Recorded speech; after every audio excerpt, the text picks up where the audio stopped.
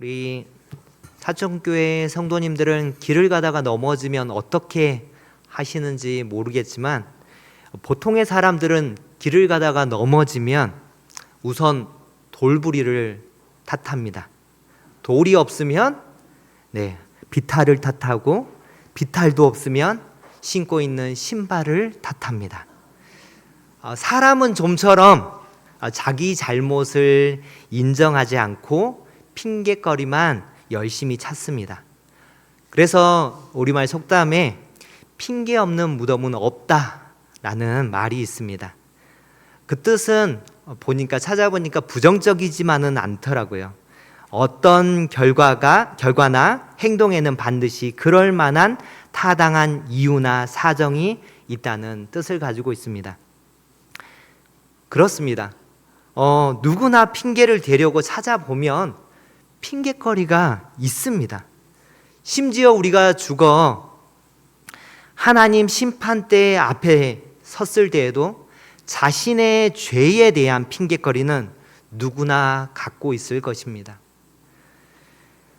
아마 그중 하나가 한 번뿐인 인생인데 그 인생이 내 의도와는 다르게 흘러가더라. 여러 상황들과 많은 고초와 장애로 내 힘으로는 어쩔 수 없었다라는 핑계를 댈 수 있을 것입니다. 그런데 놀랍게 믿음이 없던 사람들 중에 여러 힘든 일이 엎친 데 덮친 격으로 찾아와 결국 나는 더 이상 참을 수 없습니다. 이대로는 죽을 것 같습니다. 아니, 죽고 싶습니다. 이렇게는 살고 싶지 않습니다라고 고백하게 되는 그 코너에 몰린 상황이 오히려 그들을 하나님께로 이끌었다고 하는 간증이 꽤 많습니다.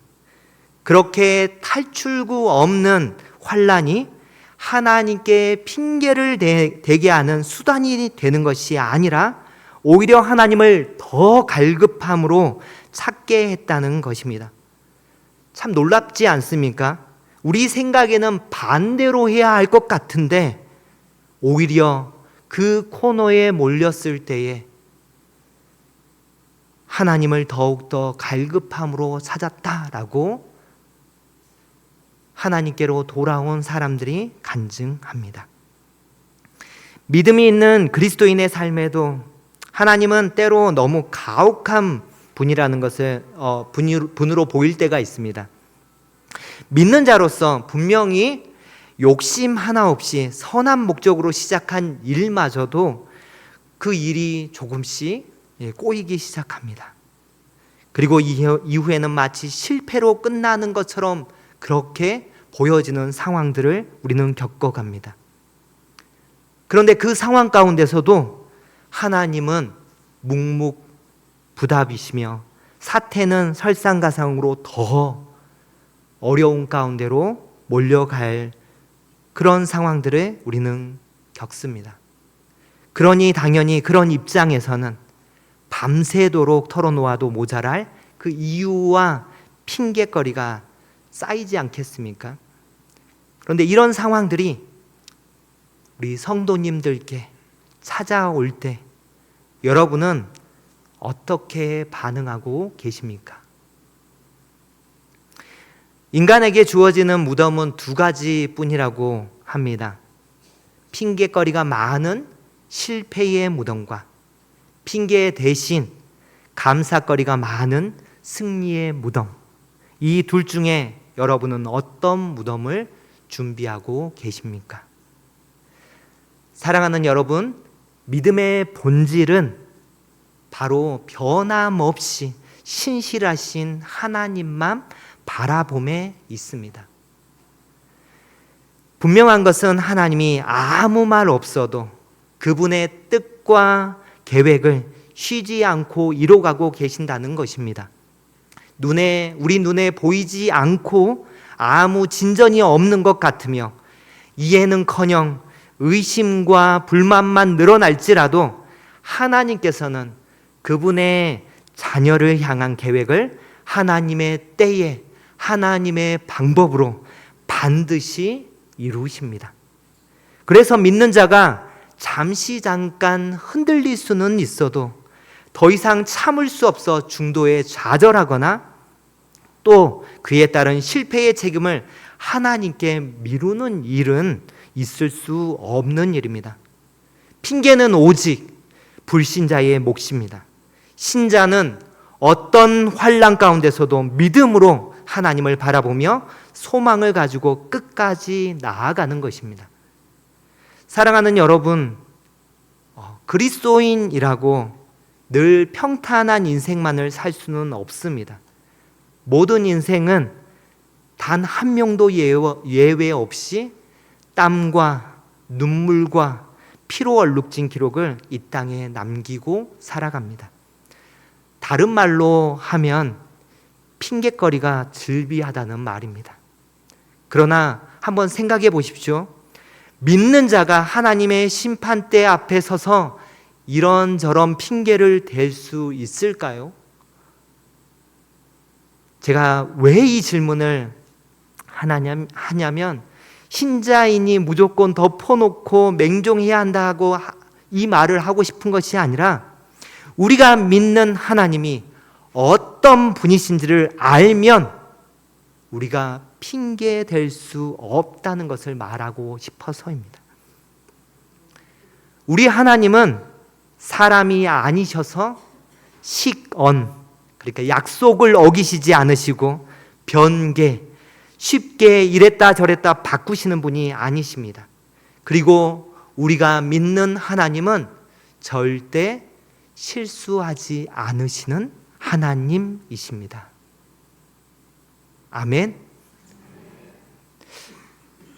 오늘 읽은 야고보서 오늘 본문 말씀에서 시험이라는 단어가 나오는데 여러분, 시험이라는 이 단어 자체는 악하거나 선한 것이 아닙니다. 이 단어 자체는 중립적입니다.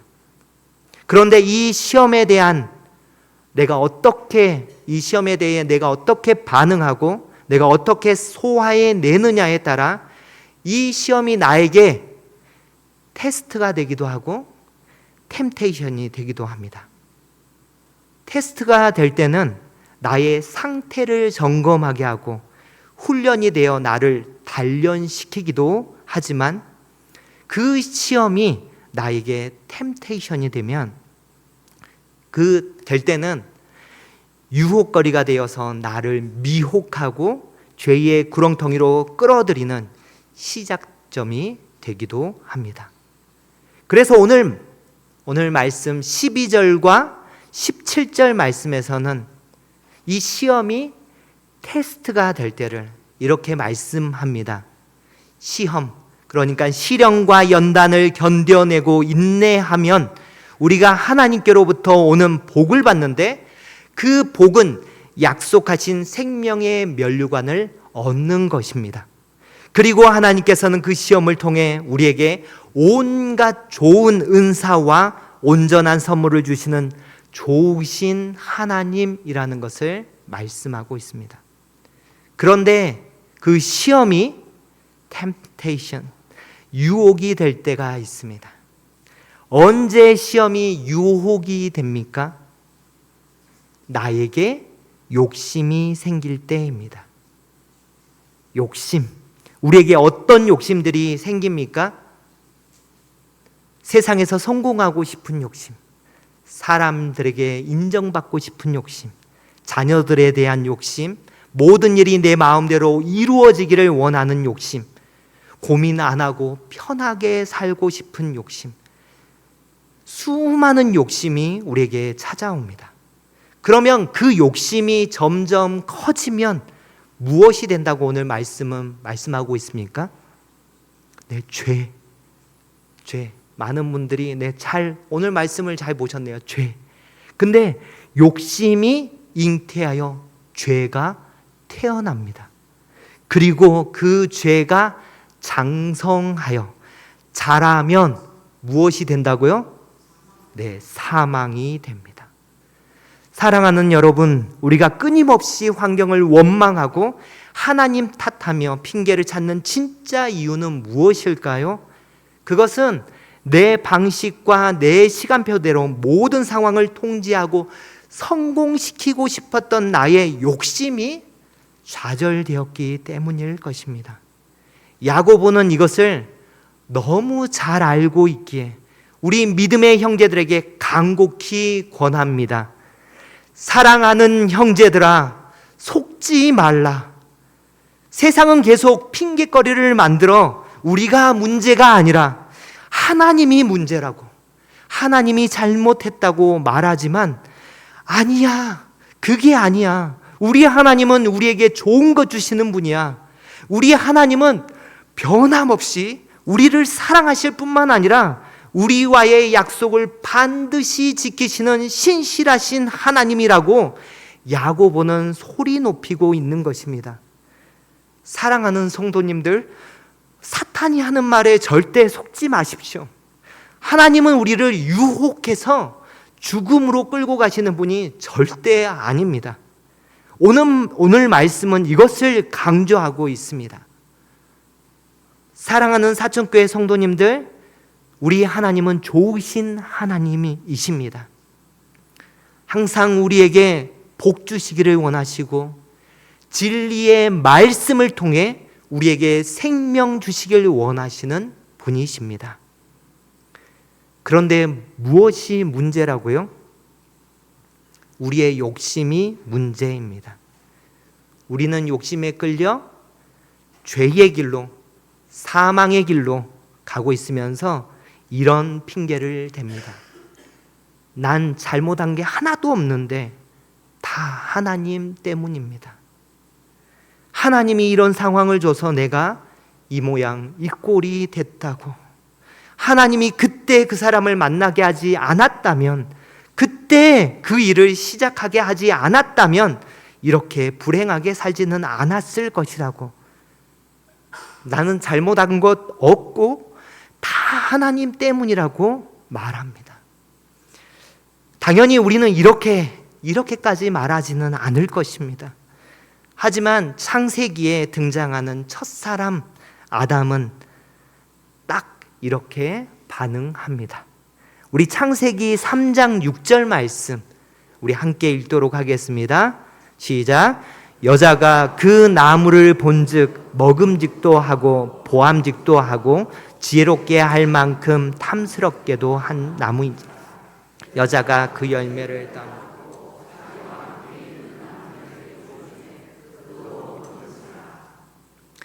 여기서 사탄의 유혹에 여자가 선악을 알게 하는 나무의 열매를 따먹습니다.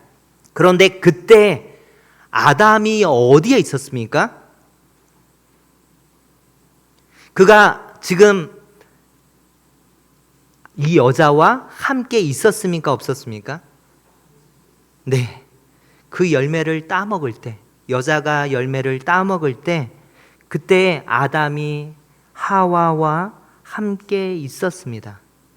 언제부터 있었는지는 잘 모르겠습니다. 그런데 여자가 열매를 따먹을 때 아담이 그를 말릴 수 있었습니다.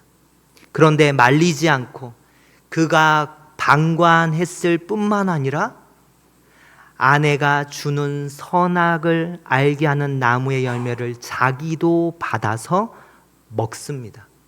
그래 놓고선 하나님께서 아담을 찾아와 내가 네게 먹지 말라 명한 그 나무 열매를 네가 먹었느냐라고 물으실 때 아담이 뭐라고 대답합니까? 우리 창세기 3장 12절 말씀 함께 읽겠습니다. 시작.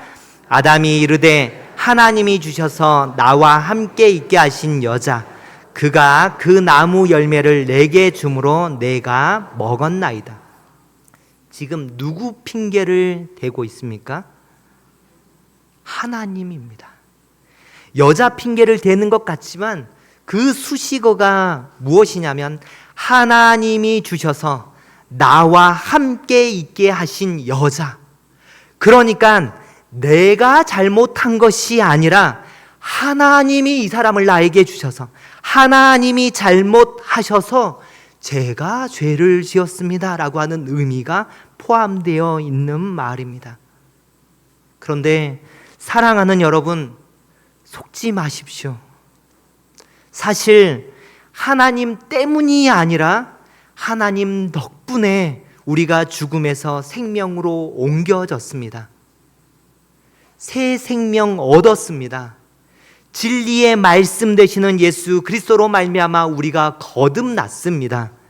심지어 하나님께서 그분의 언약적 신실하심을 따라 그분의 피조물 중에 우리로 첫 열매가 되게 하셨습니다. 사람은 시련이라는 용광로에 들어가면 자연스럽게 핑계를 대면서 죽음으로 향하지만 하나님은 그 동일한 시련의 용광로 속에서 우리를 연단시켜 첫 열매, 즉 생명으로 만들어 가십니다. 동일한 시험과 시련이라는 용광로에 들어갔을 때 핑계는 그 안에서 변명하다가 타버리는 불순물이지만 첫 열매는 그 열기 속에서 묵묵히 견뎌내어 얻게 된 정금인 것입니다. 핑계가 고난 속에서 내 실패를 정당화하려는 이기적인 방어 기제라면 첫 열매는 그 고통의 시간을 변명 없이 견뎌내고 마침내 나 자신을 하나님께 온전히 내어드리는 성장의 결과물인 것입니다. 말씀을 마치려 합니다. 사랑하는 여러분, 우리는 거듭난 존재입니다. 다시 말해 우리 안에는 생명이 있습니다. 생명이 있는 존재는 반드시 성장합니다. 자라갑니다. 그리고 그것이 자라 장성하면 반드시 열매를 맺습니다. 하나님은 그 첫 열매, 우리가 그 첫 열매 되게 하시려고 우리를 구원하셨습니다. 그러므로 우리가 고난과 시련 앞에서 준비해야 할 것은 핑계와 변명으로 덮인 무덤이 아니라 하나님께 온전히 드릴 첫 열매의 제단인 것입니다. 하나님이 우리에게 늘 좋은 것 주시는 신실하신 하나님이심을 기억하며 하나님 때문이라는 핑계가 아닌 하나님 덕분이라는 감사와 찬양이 넘쳐나는 우리 사천교회 모든 성도님들 되시기를 주님의 이름으로 축원합니다.